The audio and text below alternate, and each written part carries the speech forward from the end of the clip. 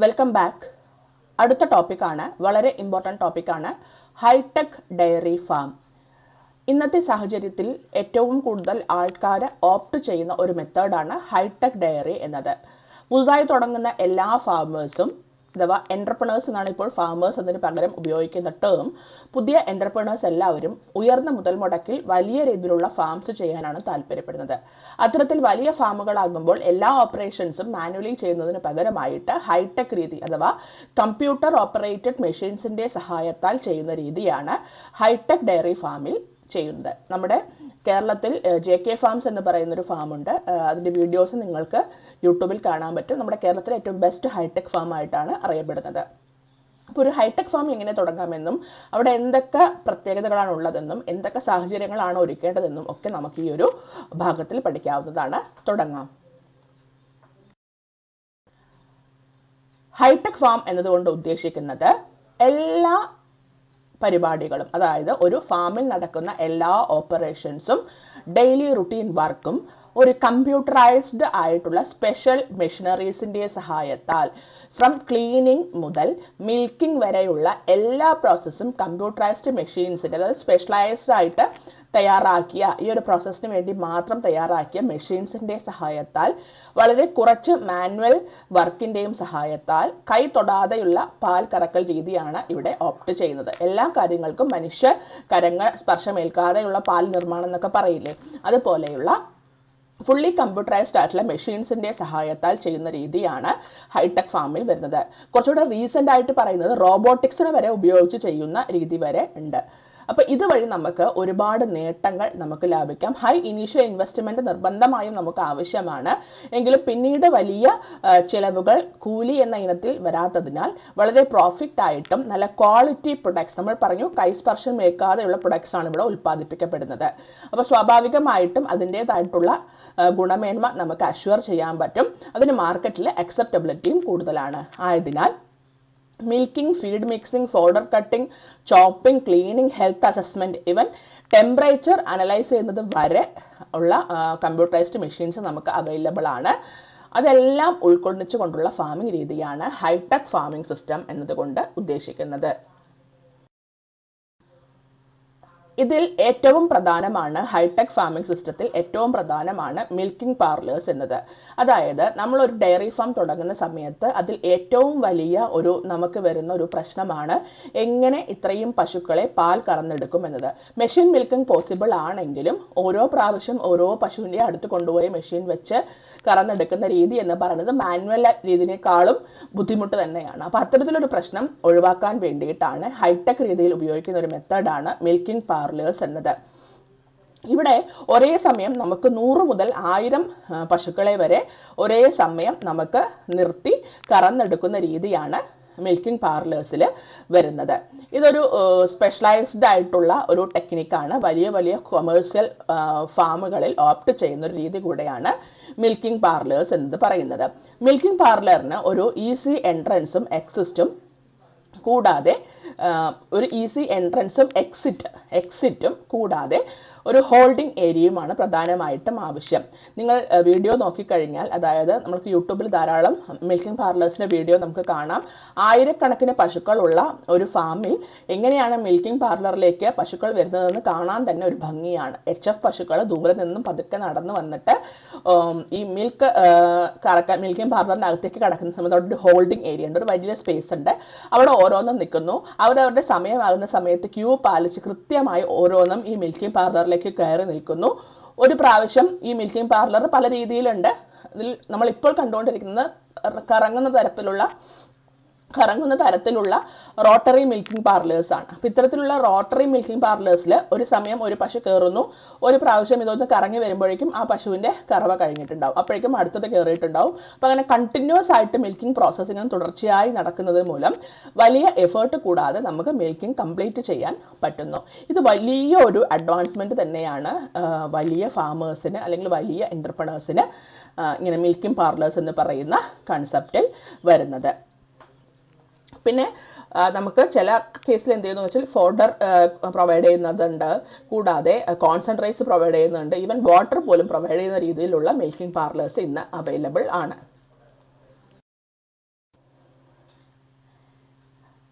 Different types of milking parlours. നമുക്കിത് നിലവിൽ ലോകത്താകമാനം 4 തരത്തിലുള്ള മിൽക്കിംഗ് പാർലേഴ്സ് ആണ് ഉപയോഗിക്കുന്നത്. അതിൽ മോസ്റ്റ് കോമൺ ആയിട്ട് ഉപയോഗിച്ച് വരുന്ന ഒരു മിൽക്കിംഗ് പാർലറാണ് നമ്മൾ നേരത്തെ കണ്ട റോട്ടറി ടൈപ്പ് മിൽക്കിംഗ് പാർലേഴ്സ് എന്ന് പറയുന്നത്. അത് വരുന്നതിന് മുൻപായിട്ട് ഉപയോഗിച്ച് വന്ന സിസ്റ്റംസ് ആണ് ഈ പറഞ്ഞിരിക്കുന്ന ഹെറിംഗ് ബോൺ അഥവാ fish bone milking parlours, parallel side by side milking parlours, swing over milking parlours and rotary milking parlours. ഓരോന്നിൻ്റെയും പ്രത്യേകത നമുക്ക് കാണാം. ഇതിൽ കൂടുതലായിട്ട് നമുക്ക് അറിയാനുള്ളത് റോട്ടറി മിൽക്കിംഗ് പാർലറാണ്. കാരണം കൂടുതൽ ഇന്ന് എല്ലാവരും ഓപ്റ്റ് ചെയ്യുന്ന വിധം എന്ന് പറയുന്നത് റോട്ടറി മിൽക്കിംഗ് പാർലേഴ്സ് ആണ്. ഓരോന്നിൻ്റെയും പ്രത്യേകത നമുക്ക് കാണാം. നമുക്ക് PSC പരീക്ഷയ്ക്ക് വേണമെങ്കിൽ ഓപ്ഷൻസ് ചോദിക്കാം. ഹെറിംഗ് ബോൺ, റോട്ടറി ഇതെല്ലാം എന്താണ് മിൽക്കിംഗ് പാർലേഴ്സിന്റെ പേരാണ്. അപ്പോൾ ഹെറിംഗ് ബോൺ എന്ന് പറയുന്ന fish bone type milking parlour എന്താണെന്ന് നമുക്ക് കാണാം. ഇവിടെ നമ്മൾ എങ്ങനെയാണോ ഒരു മീൻ മുള്ളിന്റെ ആകൃതി, നമ്മളൊരു മീൻ കഴിച്ചു കഴിഞ്ഞാൽ അതിന്റെ മുള്ള് എങ്ങനെയാണ്, നടുവിലൂടെ നട്ടലുണ്ടാവും, ഇരുവശത്തും ഇങ്ങനെ മുള്ള് പുറകോട്ട് ചെരിഞ്ഞ രീതിയിൽ ചെറിയൊരു ആംഗിൾ ഡിഫറൻസിലായിരിക്കും, ഒരു ചെറിയ ചെരിവിലായിരിക്കും എല്ലുകൾ കാണുന്നത് അല്ലെങ്കിൽ മുള്ളുകൾ കാണുന്നത്. ഈ ഒരു രീതിയിലുള്ള മിൽക്കിംഗ് പാർലേഴ്സിനെയാണ് നമ്മൾ ഹെറിംഗ് ബോൺ അഥവാ ഫിഷ് ബോൺ മിൽക്കിംഗ് പാർലർ എന്ന് പറയുന്നത്. ഈ ഒരു രീതിയിൽ നമ്മൾ പശുക്കളെ 2 റോ ആയിട്ട് നമുക്ക് നിർത്താൻ പറ്റും. ചിത്രത്തിൽ കാണുന്ന പോലെ തന്നെ ഇങ്ങനെ 2 റോ ആയിട്ട് നിർത്താം. ഇതിൽ ഈ ഭാഗത്ത് കൂടെ പോകുന്ന കുഴലാണ് മിൽക്ക് കളക്ട് ചെയ്യുന്ന കുഴൽ എന്ന് പറയുന്നത്. ഈ ഭാഗത്തു കൂടെയാണ് മിൽക്ക് കളക്ട് ചെയ്യപ്പെടുക. ദെൻ ഈ സമയം തന്നെ നമുക്ക് എന്ത് ചെയ്യാം, അഡറിലേക്ക് മിൽക്ക് കറക്കാനുള്ള ടീ കപ്പ് വെച്ച് കൊടുക്കാം. ഒരു ഓപ്പറേറ്റർ ഈ നടുവിൽ നിന്നിട്ടാണ് ഫുൾ ഓപ്പറേഷൻസും ചെയ്യുന്നത്. അപ്പോൾ ഇങ്ങനെ പകുതി ഇങ്ങനെ ചെരിഞ്ഞു നിൽക്കുന്ന പോലെയാണ് പശു നിൽക്കുന്നത്. അപ്പോൾ ഈ വഴി ഉള്ളിലേക്ക് കയറി വരുന്ന പശു ഇതിലേക്ക് കയറുന്നു. ഇതിലേക്ക് കയറുന്ന സമയത്ത് ആദ്യം കറന്ന പശു ഈ ഭാഗം തുറക്കപ്പെടുകയും പുറത്തേക്ക് പോവുകയും ചെയ്യും. അപ്പം അങ്ങനെ കണ്ടിന്യൂസ് ആയിട്ട് 2 വശത്തുകൂടെയും കയറാനും ഇറങ്ങാനുള്ള ഓപ്പർച്യൂണിറ്റി പശുവിന് ലഭിക്കുകയും, ഇങ്ങനെ മീൻ മുള്ളിന്റെ ആകൃതിയിലുള്ള പകുതി ചെരിഞ്ഞ ഒരു ആകൃതിയിലുള്ളത് കൊണ്ടാണ് ഇതിനിങ്ങനെ ഒരു പേര് കിട്ടിയിരിക്കുന്നത്. ഇതിൽ മിൽക്ക് ലൈൻ എന്ന് പറയുന്നത് പശുവിന്റെ പുറകു വശത്തായിട്ട് അകിടിനോട് ചേർന്നിട്ടാണ് കാണപ്പെടുന്നത്.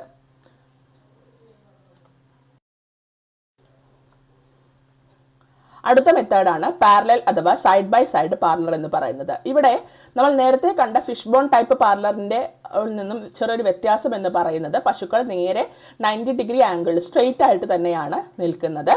പ്ലാറ്റ്ഫോമിൽ ഫേസ് ടു ഫേസ് ആയിട്ടാണ് നിൽക്കുന്നത്. ദെൻ കറക്കുന്ന വ്യക്തി എന്ത് ചെയ്യുന്നു, പുറകിലൂടെ വന്നിട്ടാണ് കറന്നെടുക്കുന്നത്. സാധാരണഗതിയിൽ ഈ ഒരു മെത്തേഡ് ഹെറിംഗ് ബോൺ ആയാലും പാരലൽ സൈഡ് മിൽക്കിംഗ് പാർലറിലായാലും ഒരു ബുദ്ധിമുട്ട് എന്ന് പറയുന്നത് അഡറിന്റെയും ടിഷിന്റെയും ക്ലീനിങ് കുറച്ച് ബുദ്ധിമുട്ടായിരിക്കും. കൂടാതെ ഫ്രണ്ട് ക്വാർട്ടറിലേക്ക് മിൽക്ക് ടീറ്റ് അപ്ലൈ ചെയ്യാനായിട്ടും കുറച്ച് ബുദ്ധിമുട്ട് അനുഭവപ്പെടാറുണ്ട്. അടുത്ത മെത്തേഡാണ് സ്വിംഗ് ഓവർ മിൽക്കിംഗ് പാർലർ. ഇവിടെ നമ്മൾ ഇത്ര നേരം കണ്ടതിൽ നിന്നും വ്യത്യസ്തമായിട്ട് സ്വിംഗ് ഓവർ എന്ന് വെച്ചാൽ എന്താണ്, മുകളിൽ നിന്നും തൂങ്ങിക്കിടക്കുന്ന രീതിയിലുള്ള മിൽക്കിംഗ് പാർലേഴ്സ് ആണ് കാണുന്നത്. അതായത് മുകളിൽ നിന്നും ലിവറിന്റെ സഹായത്താൽ മുകളിൽ നമുക്ക് എടുത്ത് ടീറ്റ് കപ്പ് ഘടിപ്പിക്കാവുന്ന രീതിയിലുള്ള ഏറ്റവും സെന്ററിൽ മുകളിലൂടെയാണ് മിൽക്ക് ലൈൻ പോകുന്നത്. ഏകദേശം 1 മീറ്റർ ഉയരത്തിലാണ് മിൽക്ക് ലൈൻ പോകുന്നത്. മുകളിലേക്കാണ് ടീറ്റ് കപ്പ് വഴി പാൽ വലിച്ചെടുക്കുന്നതും വലിയ സൈലോയിലേക്ക് പോയി നിറയുന്നതും. മിഡ് ലൈനിലായിട്ടാണ് പ്രധാനമായിട്ട്, അഥവാ മൗണ്ട് ചെയ്ത രീതിയിലാണ് മിൽക്ക് ലൈൻസ് നമുക്ക് ഈ ഒരു രീതിയിൽ നമുക്ക് കാണാൻ പറ്റുക. Swing over milking parlours. അടുത്ത മോസ്റ്റ് കോമൺ മെത്തേഡാണ് റോട്ടറി മിൽക്കിംഗ് പാർലേഴ്സ് എന്നത്. Rotary milking parlours most common ആയിട്ട് ഇപ്പോൾ കൂടുതലായിട്ടും ഹൈടെക് ഫാമുകളിൽ ഉപയോഗിച്ച് വരുന്ന ഒരു രീതിയാണ്. ഇവിടെ 12 മുതൽ 100 പശുക്കളെ നിർത്തുന്ന രീതിയിൽ, ഈവൻ 1000 പശുക്കളെ അല്ലെങ്കിൽ 500 പശുക്കളോളം നിർക്കാൻ പറ്റുന്ന രീതിയിലുള്ള മിൽക്കിംഗ് പാർലേഴ്സ് അവൈലബിൾ ആണ്. അത്രയും വലിപ്പമുള്ള ഒരു മിൽക്കിംഗ് പാർലേഴ്സ് നമുക്ക് അവൈലബിൾ ആണ്. ഇതിന്റെ പ്രത്യേകത, ഇത് ടേണബിൾ ആണ്. അതായത് ഒരു പശു എൻട്രൻസിലൂടെ കയറി കഴിഞ്ഞാൽ അതിന്റെ ഫേസ് ഉൾവശത്തേക്ക് നിൽക്കുന്ന രീതിയിലായിരിക്കും കയറുക. കയറിയതിന് ശേഷം ഒരു വട്ടം ഇത് കറങ്ങി വരുമ്പോഴേക്കും, ഒരു പ്രാവശ്യം കറങ്ങി വരുമ്പോഴേക്കും മിൽക്കിംഗ് പ്രോസസ്സ് കംപ്ലീറ്റ് ആയിട്ടുണ്ടാവും. അപ്പോൾ ഈ ഒരു പശു കയറി ഒരു വട്ടം കറങ്ങി വരുമ്പോഴേക്കും ആ പശുവിന്റെ കറവ കഴിഞ്ഞിട്ടുണ്ടാവും. പശുവിന്റെ വാതിൽ തുറക്കപ്പെടുകയും പുറത്തേക്ക് പോവുകയും ചെയ്യും. ഇങ്ങനെ കണ്ടിന്യൂസ് ആയിട്ട് പശുക്കൾ കയറി ഇറങ്ങിക്കൊണ്ടിരിക്കുന്നത് കൊണ്ട് നിർത്താതെയുള്ള പാൽ കറവ പോസിബിൾ ആണ്. ഇതൊരു ബെസ്റ്റ് മെത്തേഡ് എന്ന് എല്ലാവരും അക്സെപ്റ്റ് ചെയ്തിരിക്കുന്ന ഒരു മെത്തേഡ് കൂടെയാണ് റോട്ടറി മിൽക്കിംഗ് പാർലേഴ്സ് എന്ന് പറയുന്നത്. ഓപ്പറേറ്റർ അല്ലെങ്കിൽ മിൽക്കർ എന്ന് പറയുന്ന വ്യക്തി പശു കയറിയ ഉടനെ തന്നെ അതിന്റെ അകിടും ടീറ്റും ഒക്കെ വൃത്തിയായി കഴുകി, കയറുമ്പോൾ തന്നെ കഴുകിയിട്ടാണ് ഉള്ളിലേക്ക് വരുന്നത്. അതിനായിട്ടുള്ള മിസ്റ്റ് ഒക്കെ നമുക്ക് പ്രൊവൈഡ് ചെയ്യാൻ പറ്റുന്നുണ്ട്. മിൽക്കർ അല്ലെങ്കിൽ ഒരു ഓട്ടോമാറ്റിക് ഡിവൈസ് മിൽക്കിംഗ് മെഷീനെ റിമൂവ് ചെയ്യാനുള്ള ഓപ്ഷൻസ്, അല്ലെങ്കിൽ ഓട്ടോമാറ്റിക് ആയിട്ട് ടീറ്റ് കപ്പ് റിമൂവ് ചെയ്യുന്ന ഓപ്ഷൻസും നമുക്ക് അവൈലബിൾ ആണ്. റോട്ടറി സിസ്റ്റം വലിയ ഹേർഡുകൾക്ക് പറ്റിയ ഒരു സിസ്റ്റമാണ്. അഥവാ ആയിരക്കണക്കിന് പശുക്കൾ ഉള്ളിടത്ത് ചെയ്യാൻ പറ്റിയ ഒരു രീതിയാണ് റോട്ടറി ടൈപ്പ് മിൽക്കിംഗ് പാർലേഴ്സ് എന്ന് പറയുന്നത്. വലിയ ഫാമുകളിൽ വിദേശത്തൊക്കെ ഇന്ന് ഏറ്റവും കൂടുതൽ ഉപയോഗിക്കുന്ന രീതിയും നമ്മുടെ നാട്ടിലേക്ക് വന്നുകൊണ്ടിരിക്കുന്ന ഒരു രീതിയും കൂടെയാണ് റോട്ടറി ടൈപ്പ് മിൽക്കിംഗ് പാർലേഴ്സ്. പ്രധാനപ്പെട്ട അഡ്വാൻറ്റേജും ഡിസഡ്വാൻറ്റേജും എന്തൊക്കെയാണെന്ന് നമുക്ക് കാണാം. അഡ്വാൻറ്റേജ് എന്ന് പറയുന്നത് cow movement functions are largely automated. പശു വരുന്നതും കറക്കുന്നതും കറന്നു കഴിഞ്ഞ് പോകുന്നതും ഒന്നും നമ്മൾ യാതൊരു വിധത്തിലുള്ള പ്രശ്നവും ഇല്ലാതെ എളുപ്പത്തിൽ ചെയ്യാൻ പറ്റും. അതാണ് ഏറ്റവും വലിയ അഡ്വാൻറ്റേജ് എന്ന് പറയുന്നത്. പശുവിനെ കൊണ്ടുവരികയോ കയറ്റി നിർത്തുകയോ ഒന്നും വേണ്ട. ആകെ ഒരു ഓപ്പറേറ്ററാണ് ആവശ്യം. ടീറ്റ് കപ്പ് ഘടിപ്പിച്ചു കൊടുക്കുക എന്നത് മാത്രമേ ഒരാൾക്കുള്ള ജോലി മാത്രമേ ഇത്ര നൂറുകണക്കിന് പശുക്കൾക്ക് വേണ്ടി വരുന്നുള്ളൂ. അതിന്റെ ഡിസഡ്വാൻറ്റേജ് എന്ന് പറയുന്നത് ഇത്തരത്തിലുള്ള റോട്ടറി ടൈപ്പ് മിൽക്കിംഗ് പാർലേഴ്സിന്റെ മറ്റൊരു ഒരു പ്രശ്നം എന്ന് പറയുന്നത്, ഇപ്പോൾ 100 എണ്ണത്തിന്റെ ആണ് അല്ലെങ്കിൽ 50 എണ്ണത്തിന്റെ ആണെങ്കിൽ അത് ഫിക്സഡ് ആണ്. പിന്നീട് നമുക്ക് കൂട്ടാൻ അല്ലെങ്കിൽ കുറയ്ക്കാനൊന്നും തന്നെ പറ്റുന്നില്ല. കൂടാതെ ഹൈ ക്യാപിറ്റൽ ഇൻവെസ്റ്റ്മെന്റ് ആണ്. ധാരാളം മുതൽ മുടക്ക് ആവശ്യമുള്ള ഇനീഷ്യൽ ഇൻവെസ്റ്റ്മെന്റ് വളരെ കൂടുതലാണ്. സ്വാഭാവികമായിട്ടും നോൺ മൂവിംഗ് പാർലർ വെച്ച് കമ്പയർ ചെയ്യുന്ന സമയത്ത് റോട്ടറി മൂവിംഗ് പാർലേഴ്സിന് ഹൈ ഇൻവെസ്റ്റ്മെന്റ് ആവശ്യമാണ്. ഒരു സ്പെഷ്യൽ കൗ അറ്റൻഷൻ ഒന്നും നമുക്ക് ഈ ഒരു രീതിയിൽ കൊടുക്കാൻ പറ്റില്ല. കാരണം എല്ലാ പശുക്കളും ഒരേ രീതിയിലുള്ള കറവ രീതി ആയിരിക്കില്ല. സ്വാഭാവികമായിട്ടും കൂടുതൽ പശുപാല് തരുന്ന പശുവിനെയും കുറഞ്ഞ പാല് തരുന്ന പശുവിനെയും നമുക്ക് ഒരേപോലെ സെയിം പാർലറിലേക്ക് തന്നെ ആയിരിക്കും കയറ്റേണ്ടി വരിക. അപ്പം അതനുസരിച്ചുള്ള അഡ്ജസ്റ്റ്മെന്റ് പലപ്പോഴും വേണ്ടിവരും.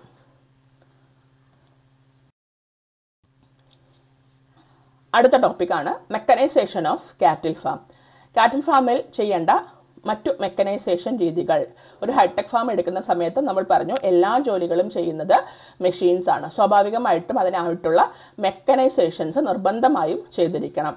കറക്റ്റ് ടൈംലി ആയിട്ടുള്ള ഒരു ആപ്ലിക്കേഷനും ഹൈജീനിക് വേയും നമ്മൾ ഇത് ചെയ്ത് കഴിഞ്ഞാൽ മാത്രമേ വളരെ പ്രോഫിറ്റ് ആയിട്ട് നമുക്ക് ഇത് കൊണ്ടു നടക്കാൻ പറ്റുകയുള്ളൂ. കൃത്യമായ രീതിയിലുള്ള ഇടപെടലുകൾ എപ്പോഴും മെഷീൻസ് ആണ്. സ്വാഭാവികമായിട്ടും സദാസമയം അതിന് ആവശ്യമായിട്ടുള്ള കെയർ കൊടുക്കേണ്ടത് അത്യാവശ്യമാണ്. അല്ലാത്ത പക്ഷം മെഷീൻസ് പിന്നീട് വർക്ക് ചെയ്യാതാവുകയും ചെയ്യും. അതിനാൽ കറക്റ്റ് ടൈം സൂപ്പർവിഷനും മോസ്റ്റ് ഹൈജീനിക് ആയിട്ടുള്ള സൂപ്പർവിഷനും കൂടാതെ അതിന്റെ എഫിഷ്യൻസി ഉണ്ടോ എന്ന് സദാസമയം ചെക്ക് ചെയ്യലും അത്യാവശ്യമാണ് മെക്കനൈസേഷൻ ചെയ്യുന്ന സമയത്ത്. ഹൈ ക്യാപിറ്റൽ ഇൻവെസ്റ്റ്മെന്റ് നിർബന്ധമായും വേണമെന്ന് നമ്മൾ പറഞ്ഞല്ലോ. അടുത്തതായിട്ട് different modern machineries used in A mechanised farm. ഒരു മെക്കനൈസ്ഡ് ഫാമിൽ അത്യാവശ്യമായിട്ടും ഒരു ഡയറി ഫാമിൽ വേണ്ട 5 ഇൻസ്ട്രുമെന്റ്സിന്റെ പേരുകൾ നമുക്ക് പരിചയപ്പെടാം. ഓരോന്നിന്റെയും ഫംഗ്ഷനും നമുക്ക് കാണാം. ആദ്യത്തേതാണ് fodder harvesting and chopping machine. ആദ്യത്തെ എന്ന് പറയുന്നത് fodder harvesting and chopping machine. നമുക്കറിയാം വലിയ പുൽമേടുകളൊക്കെ ഉണ്ടെങ്കിൽ അവിടെ നിന്ന് പോയിട്ട് ഒരു വ്യക്തിക്ക് ഒരിക്കലും പോയിട്ട് പുല്ലറുത്ത് കൊണ്ടുവന്ന് ഇട്ട് കൊടുക്കാനൊന്നും പറ്റില്ല. സ്വാഭാവികമായിട്ടും അതും മെക്കനൈസ്ഡ് ആയിരിക്കും. സ്വാഭാവികമായിട്ടും അത്തരത്തിലുള്ള ഫോഡേഴ്സ് കളക്ട് ചെയ്യാൻ ആവശ്യമായിട്ടുള്ള മെഷീൻസ്, അത് ചെറിയ ചെറിയ കഷ്ണങ്ങളാക്കി മുറിക്കാനുള്ള ചോപ്പേഴ്സ് ഒക്കെ അത്യാവശ്യമാണ്. അടുത്തതാണ് വളരെ ഇമ്പോർട്ടന്റ്, ഇന്ന് ഏറ്റവും കൂടുതൽ ആൾക്കാർ ഉപയോഗിച്ച് വരുന്ന ഒരു സിസ്റ്റംസ് ഓഫ് ഫീഡിംഗ് ആണ്, ഒരു സിസ്റ്റം ഓഫ് ഫീഡിംഗ് ആണ് TMR എന്ന് പറയുന്ന feeding system. TMR feeding system എന്താണെന്ന് നമുക്ക് അടുത്ത ക്ലാസ്സുകളിൽ പഠിക്കാവുന്നതാണ്. അപ്പോൾ ഇവിടെ നമ്മൾ TMR റേഷൻ ഉണ്ടാക്കുന്നതിന് വേണ്ടിയിട്ട് TMR വാഗൺ ആവശ്യമാണ്. TMR വേഗൺ ആവശ്യമാണ്. അടുത്തതാണ് automatic dung scraper. Automatic dung scraper കൊണ്ട് ഉദ്ദേശിക്കുന്നത് ചാണകം വാരിയിടുന്നതിന് ആവശ്യമായിട്ടുള്ള ഒരു മെഷീനാണ് ഓട്ടോമാറ്റിക് ഡങ് സ്ക്രേപ്പർ എന്ന് പറയുന്നത്.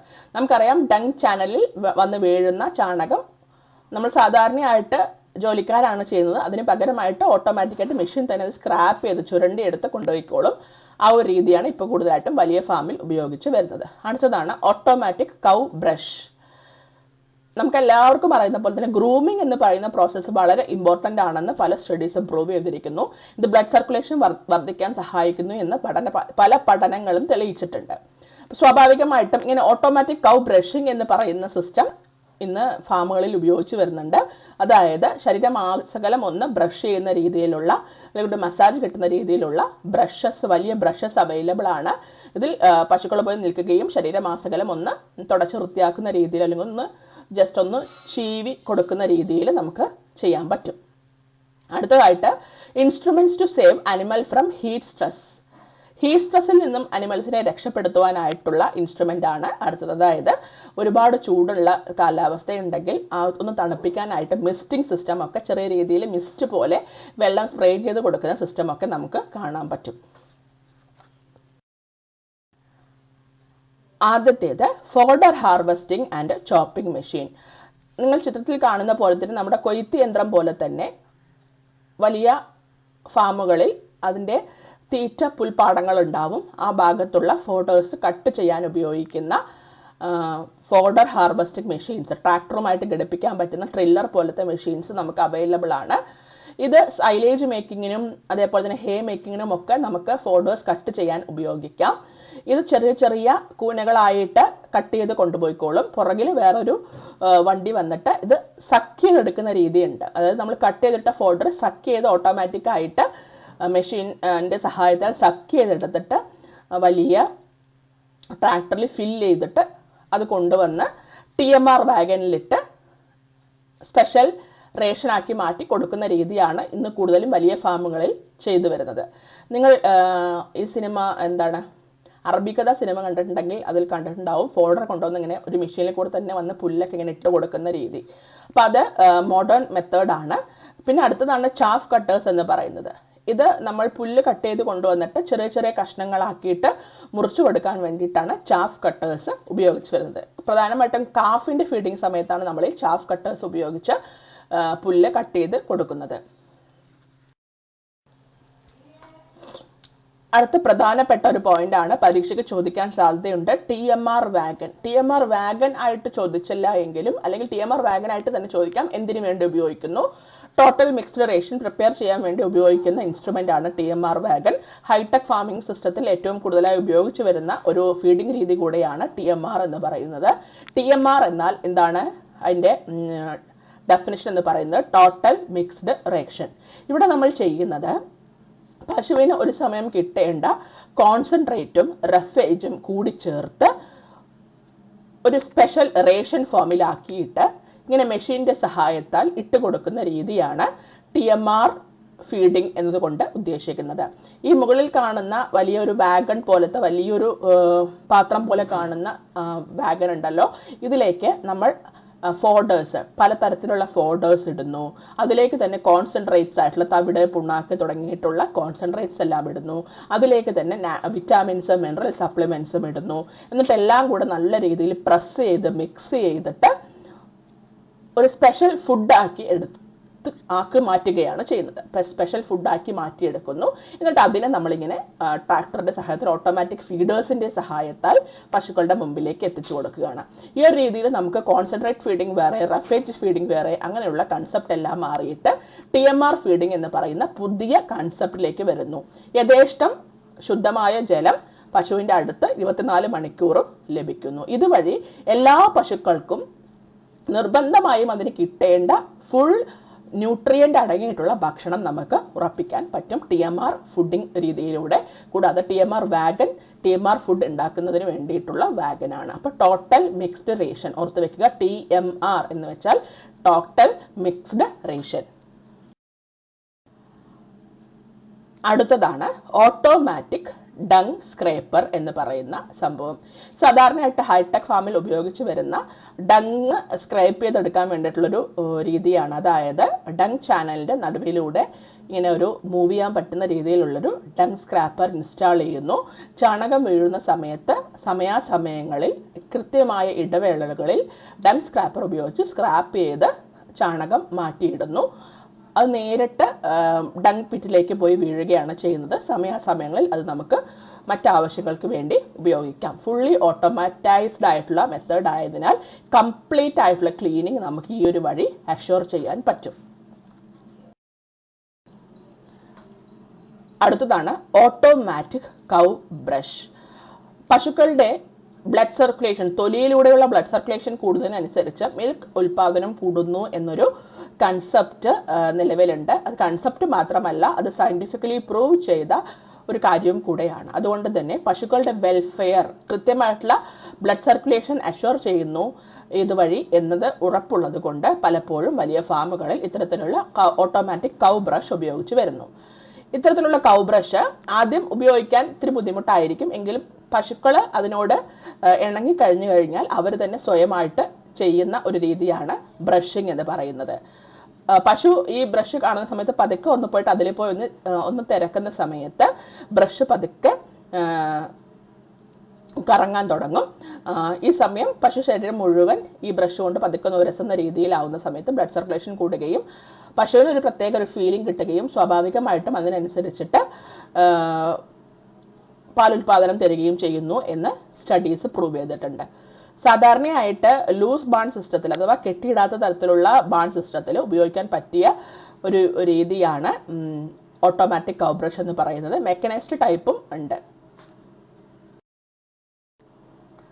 അടുത്തതാണ് instrument use to save animal from heat stress. Heat സ്ട്രെസ്സിൽ നിന്നും നമുക്ക് പശുക്കളെ രക്ഷപ്പെടുത്താനായിട്ട് നമ്മൾ ഒരു കാലം വരെ ഉപയോഗിച്ചിട്ടുണ്ടായിരുന്നത് ഫാൻ ആയിരുന്നു. എന്നാൽ ഇപ്പോൾ ചൂട് പിന്നെയും കൂടുന്നത് കൊണ്ട് ഫാനിന് പകരമായിട്ട് കൂടുതൽ ഉപയോഗിച്ച് വരുന്നത് മിസ്റ്റ് ടൈപ്പ് സ്പ്രിംഗ്ലേഴ്സ് ഉപയോഗിച്ച് വരുന്നുണ്ട്. സ്ട്രോങ് ഫൗണ്ടെയിൻസ്, വെന്റിലേറ്റേഴ്സും വാട്ടർ സ്പ്രിംഗ്ലേഴ്സും ഒക്കെ നമുക്ക് പ്രൊവൈഡ് ചെയ്യാൻ പറ്റും. എന്നാൽ ഇന്ന് ഏറ്റവും കൂടുതൽ ആൾക്കാർ ഉപയോഗിച്ച് വരുന്നത് മിസ്റ്റ് സ്പ്രേയിങ് എന്ന് പറയുന്ന സംഭവമാണ്. ഇതുവഴി വളരെ ചെറിയ തുള്ളികൾ ഇങ്ങനെ പതുക്കെ പശുക്കളുടെ ശരീരത്തിൽ വീണുകൊണ്ടിരിക്കും. സ്വാഭാവികമായിട്ടും നല്ലൊരു കൂളർ ആയിട്ടുള്ള അറ്റ്മോസ്ഫിയർ കാവ് ഷെഡിന്റെ അകത്ത് നമുക്ക് ഉണ്ടാക്കിയെടുക്കാൻ പറ്റും. കൂളർ അറ്റ്മോസ്ഫിയർ ആവുന്ന സമയത്ത് യഥേഷ്ടം പശുക്കൾ പാൽ ചുരുത്താൻ തുടങ്ങുകയും നല്ല ആരോഗ്യവാന്മാരായിട്ടിരിക്കുകയും ചെയ്യുന്നു. ഇതുവഴി നമുക്ക് ഹീറ്റ് സ്ട്രെസ് കുറച്ച് കൊണ്ടുവരാം. മോസ്റ്റ് മോഡേൺ ഫാമുകളിൽ ഉപയോഗിക്കുന്ന ഒരു ഡ്രിങ്കിങ് സിസ്റ്റമാണ് ഇത്. പശുക്കൾ പുറത്തുനിന്ന് മേഞ്ഞു വരുന്ന സമയത്ത് ഇവിടെ വന്ന് ഓട്ടോമാറ്റിക് ഡ്രിങ്കേഴ്സ് അവൈലബിൾ ആണ്. അവിടെ വന്ന് അതിന് വേണ്ട വെള്ളം കുടിക്കുന്നു. അതുകൂടാതെ അതിന്റെ അടുത്തും ഇങ്ങനെ ഓട്ടോമാറ്റിക് വാട്ടറിംഗ് സിസ്റ്റംസ് പ്രൊവൈഡ് ചെയ്തിട്ടുണ്ടാകും. മിസ്റ്റിംഗ് പ്രൊവൈഡ് ചെയ്യുന്നതിനൊപ്പം തന്നെ നമുക്ക് ടെമ്പറേച്ചർ അറിയാൻ വേണ്ടിയിട്ടുള്ള ഫെസിലിറ്റീസ് നമുക്ക് പ്രൊവൈഡ് ചെയ്യാവുന്നതാണ്. ഇതുവഴി എത്രയാണ് ടെമ്പറേച്ചർ എന്ന് നമുക്ക് അനലൈസ് ചെയ്തതിനു ശേഷം മിസ്റ്റിംഗ് കൂട്ടി കൊടുക്കുകയോ കുറച്ച് കൊടുക്കുകയോ ഒക്കെ നമുക്ക് ചെയ്യാൻ പറ്റും.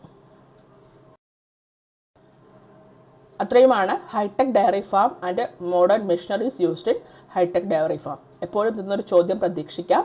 എല്ലാവർക്കും മനസ്സിലായിട്ടുണ്ടാകുമെന്ന് വിശ്വസിക്കുന്നു. നിർത്തുന്നു. വീണ്ടും കാണാം. Thank you. TMR ഫീഡിംഗ് ഓർമ്മിക്കുക.